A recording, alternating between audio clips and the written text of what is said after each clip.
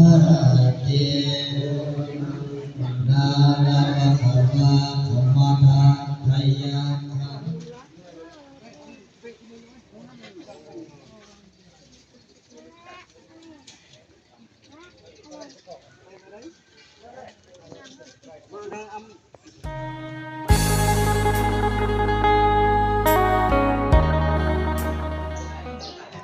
มื้อนี้ลงมาวัดมาใส่บาตรมาใส่บาตรตอนรับปีใหม่เนี่ยแล้วก็บุญกองเขาเนี่ยกล่าวบุญกองไงเลยกล่าวสวัสดีสบายดีเด้อพ่อแม่พี่น้องลูกบ่าวอาเบิร์ดสุหมองสุบอนยินดีตอนรับเข้าสู่สองสาวน้อยหน้าเด้อมื้อนี้พี่น้องเอ้ยมาพร้อมทีมงานมื้อนี้ลงมาวัดก่อนอื่นก็กราบขอโทษขออภัย FC หลายๆเด้อที่บ่ทันได้ไปถ่ายคลิปน้องหน่อยน้องสามัยเพิ่นเนาะช่วงตอนเช้าจังซี่ก็มาวัดก่อนพี่น้องเอ้ยก็มาวัดมาทำบุญรับทรัพย์รับโชคปีใหม่ปี2020โอ้ดีปีใหม่ไปเบิ่งไปชมภาพบรรยากาศอยู่ที่วัดบ้านจุฬาเมืองตะแตงแกล้งเซกองพี่น้องเอ้ยผู้คนเพิ่นก็เริ่มทยอยมาพี่น้องเอ้ยบุญกองเขาเนี่ยบุญกองเขาบุญเขาเปลือกเขาซานบุญกองเขาอยู่ที่วัดบ้านจุฬาวัดเพิ่นกะสร้างบ่ทันแล้วเพิ่นบูรณะใหม่ยังสมทบทุนฮ้อนแน่บ่ทันได้เพียงพอเนาะด้านทุนก็ได้ทั้งด้านหน้าเพิ่นก็ออกไปเพราะว่าคงหลังคาเก่าช่วงที่ว่าฝนตกน้ำฝนย่อยฝนหัวลงมาเลยว่าทางพระอาจารย์เพิ่นบูรณะสังฆรณ์สร้างใหม่พี่น้องเอ้ยบูรณะใหม่ทางนี้ก็ถือออกไปใหม่ถือว่ายังบ่ทันสำเร็จดังหลายว่าบ่ทันได้เพียงพอดันขึ้นนอนนี่พี่น้องเอ้ยมาเด้อมาใส่บาตรรับโศกรับทรัพย์ตอนรับปีใหม่ปี2020โหทีมงานจัวครูบาเพิ่นยังบ่ทันได้ลงเนาะยังถามไม่ออกเพิ่นแน่ยังถามไม่ออกไม่ต้นมาบ่ทันครบหน้ากะลายอยู่ได้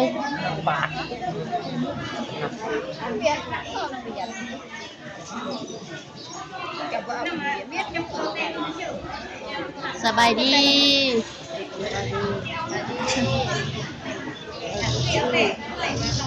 เป็นจะได้ลงวัดลงว่ามื้อนี้รู้สึกความรู้สึกดีใจบ่ม่วนดีใจเนาะตื่นเต้นแฮงสบายดีปีใหม่เด้อเนาะรอบ2เนาะมาพร้อมทีมงานมาวัดมาว่ามื้อนี้พี่น้องเอ้ยมาสร้างบุญรับโศกอุปกรณ์มื้อนี้เครื่องถือมาทำบุญเงินกะพี่น้องเอ้ยมีแต่เงินใบเก่าแน่บ่มีเงินใบใหม่บ่ได้เปลี่ยนพี่น้องเอ้ย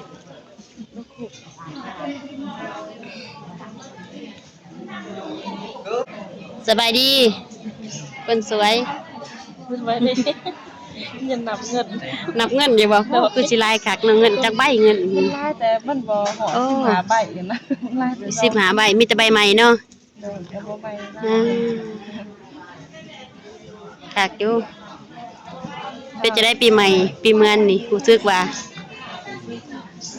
สบายใจม่วนสบายใจได้มาบ่ไหวพระสวดมนต์กลางปีมาหลายคนบ่มา3 คนทีมงานทางบ้านบ่พอดีมาเจอเอื้อยนี่เด้บ่ไปหาคนพร้อมทีมงานเนาะผู้คนเริ่มยังทยอยมาอีกเนาะ ว่าท่านได้มาครบพี่น้องเอ้ยยังถากันอยู่ให้พี่ๆน้องๆเบิ่งเป็นระยะเนาะภูเขากล้องเขาเนาะกล้องเขาภูเขาเพิ่นยังเทใหม่เสากะขอโทษขออภัยเด้อ FC ที่ว่ากองสานุนากะบ่แจ้งเนาะมันอาจสิว่าสั้นๆแน่เพราะมีทาง FC เพิ่นก็ว่าสานุนาเอ้ยจับกองให้บ่ให้กองสั่นกองติ่งหลายเด้อเพิ่นว่าเพราะว่าสานุนาเองก็เป็นที่ว่าเป็นคนที่ว่ามือสั่นแน่พี่น้องเอ้ยเวลาที่ว่าได้จับกองมาแล้วก็รู้สึกตื่นเต้นเด้ รู้สึกตื่นเต้นดีใจแล้วก็มือก็สั่นบ่ได้มีค่าตั้งกองเนาะบ่ได้ใส่ค่าตั้งกองเสียแบบสดๆหอนๆเลยเริ่มเข้าพิธีแล้วตอนนี้ครูบาอาจารย์เพิ่นกำลังลงมาเนาะสารุณาสูบกองเขาให้พี่น้องเบิ่งพระอาจารย์เพิ่น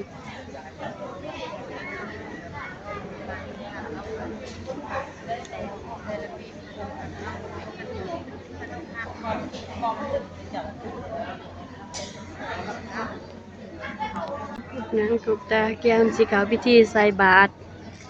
สวดมนต์ใส่บาตรพุทธังสรณังคัจฉามิติยปิสังฆังสรณังคัจฉามิติยปิพุทธังสรณังคัจฉามิ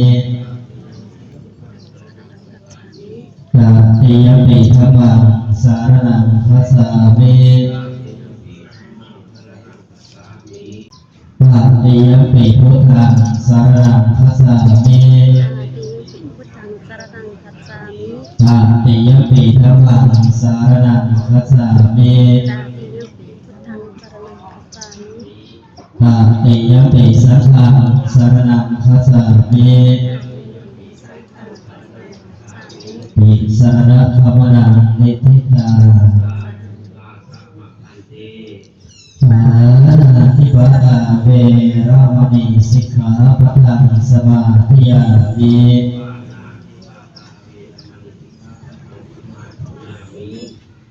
ทินาทาเว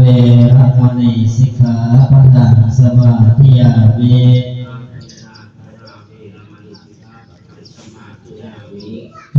เมสุวิชาจาราเวรมณีสิกขาปะทังสมาธิยามิ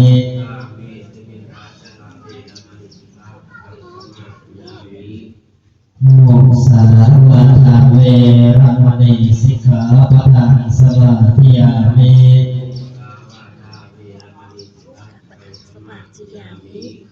สุราเมรยมัสสะปมาทัฏฐานาเวรมณีสิกขาปะทังสมาธิยามิ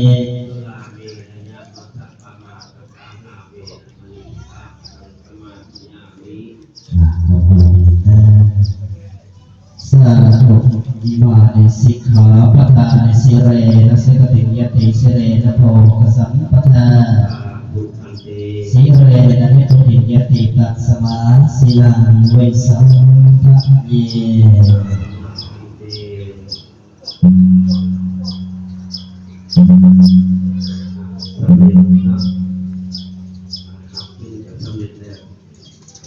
ตาเกี่ยมไปเพื่อถวายใส่บาตรเด้อเกี่ยมเด้อปฏิเด้อใส่บาตรได้บัดนี้เอาไปยังไงนะโมตัสสะภะคะวะโตอะระหะโต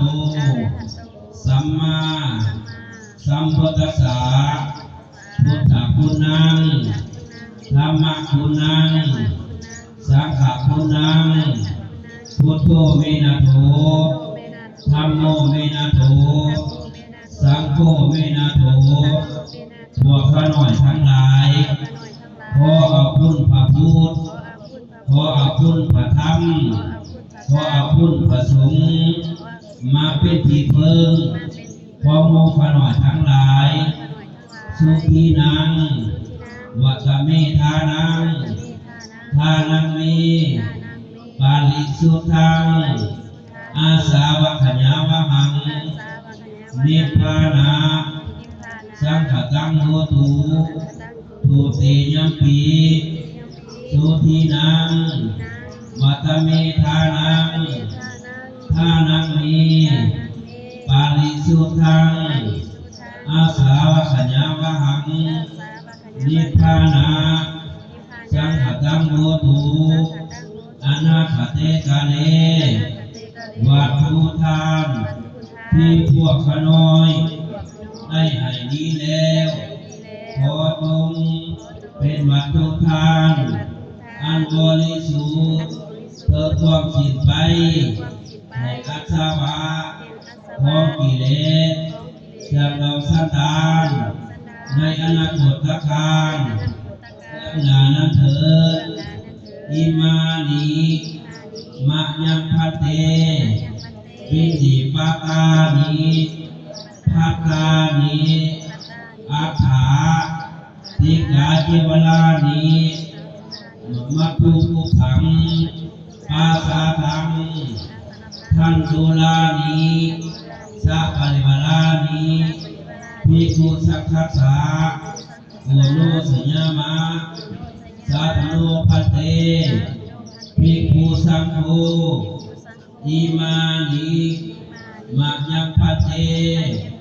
วิติปากานิภักกานิทันตุลานิสัพพะริวาลานิปฏิคันหาตุอัมมหากังทิคารตังข้าแต่ท่านผู้เจริญพวกข้าน้อยทั้งหลายขอน้อมถวายซึ่งข้าเขาเพือกกับทั้งกองอาถา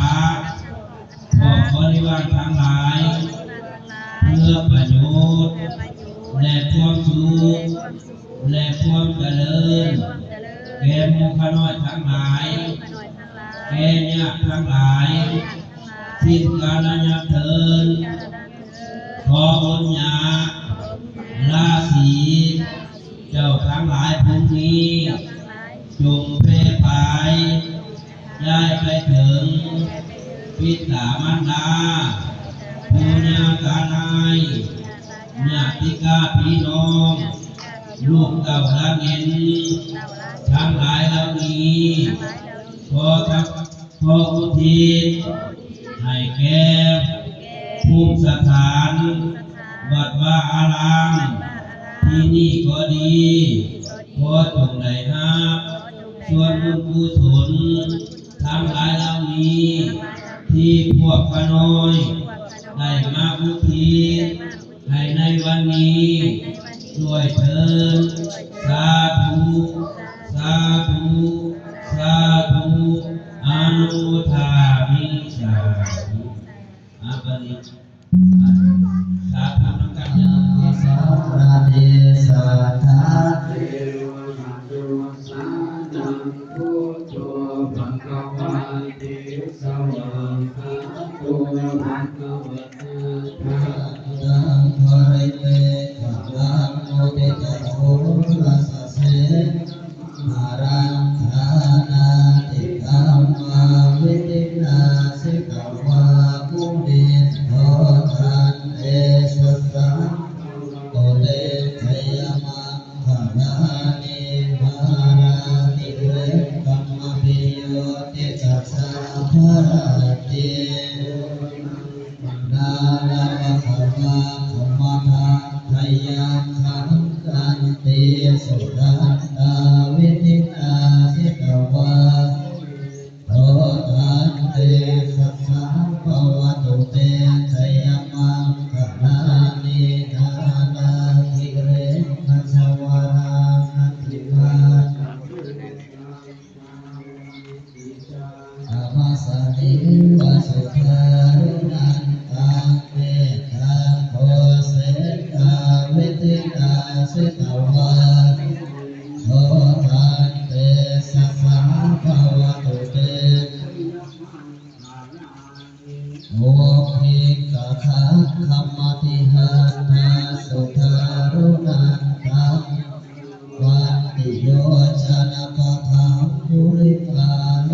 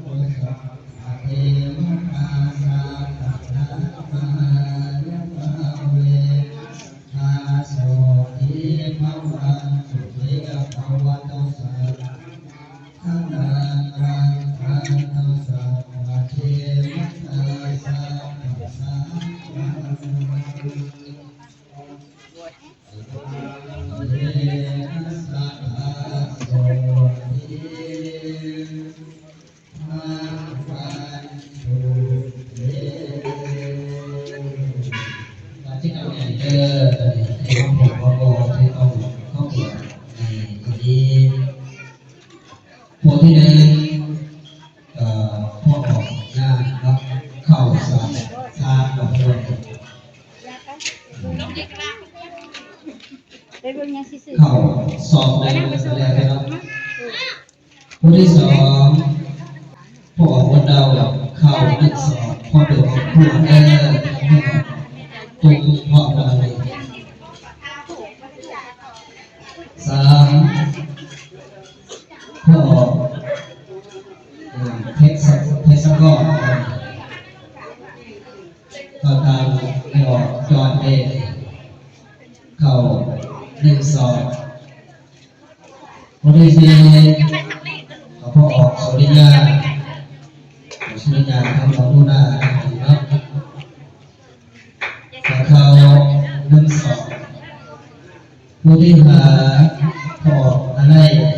เข้า1 2ผู้ที่บอกพ่อสอนเพชรอะไรครับก็ไม่ได้พอเด็กครอบครัวเข้า1 2ผู้ที่9พ่อบอกเลขอีกตัวนี้เนาะบอกเลขน้ำดาวผมเป็นติดเลยพอเลยเข้า1 2ผู้ที่สี่ไม่ออกดาวพอเลยเข้า1 2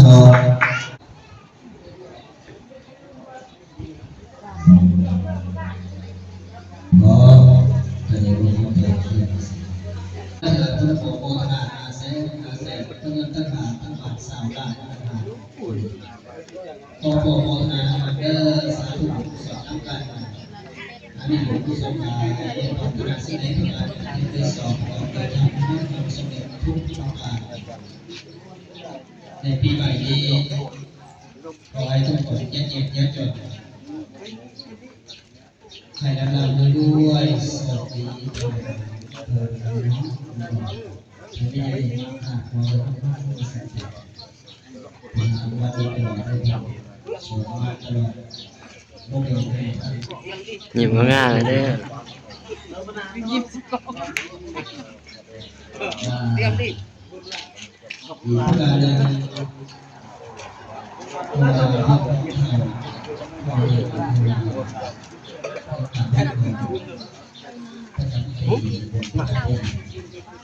ที่อยากลอยไป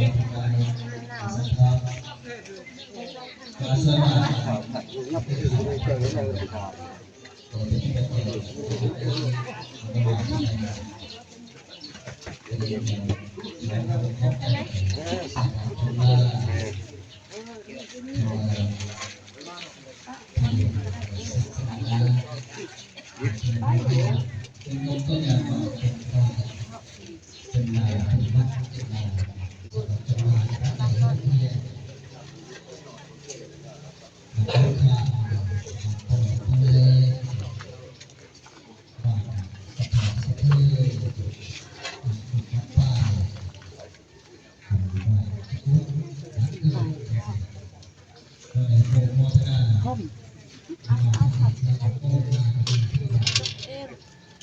งั้นก็ใช่สิ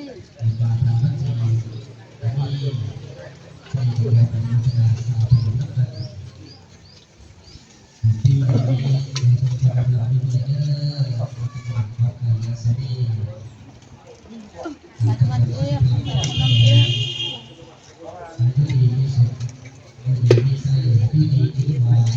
ไม่ชกไม่โยนด้วยช่วยตรวจสอบ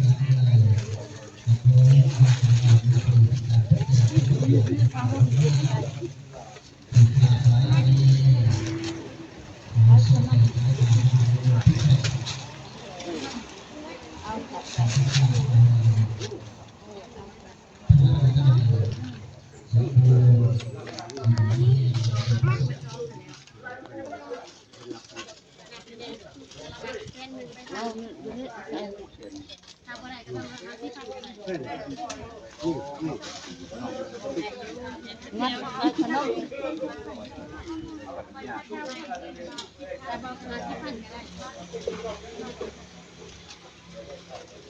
ได้นะเบิ้ง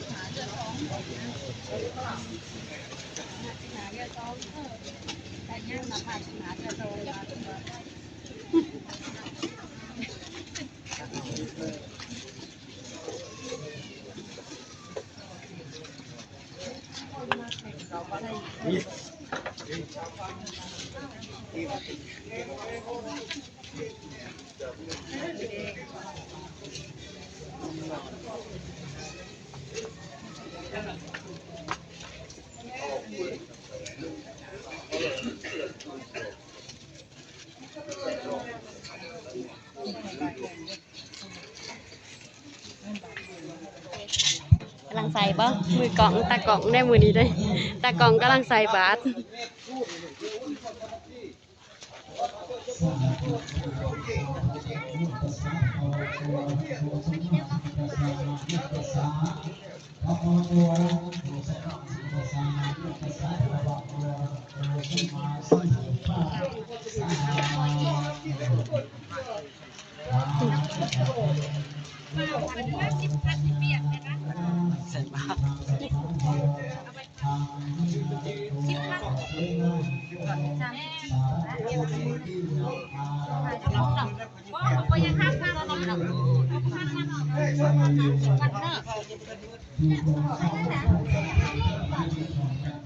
โอเค